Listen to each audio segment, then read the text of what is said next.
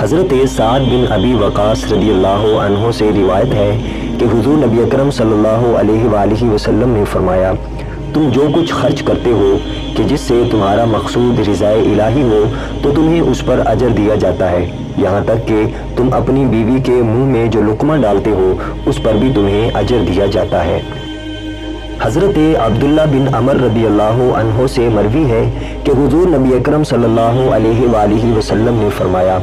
کبیرہ گناہوں میں سے ایک یہ بھی ہے کہ آدمی اپنے والدین پر لعنت کرے۔ عرض کیا گیا، یا رسول اللہ صلی اللہ علیہ وآلہ وسلم، کوئی آدمی اپنے والدین پر کس طرح لعنت کرتا ہے؟ آپ صلی اللہ علیہ وآلہ وسلم نے فرمایا، ایک آدمی دوسرے آدمی کے والد کو گالی دیتا ہے تو وہ جواباً اس کے والد کو گالی دیتا ہے، اور جب کوئی کسی کی ماں کو گالی دیتا ہے تو وہ جواباً اس کی ماں کو گالی دیتا ہے، تو یہ خود اپنے ماں باپ کو گالی دینا ہے۔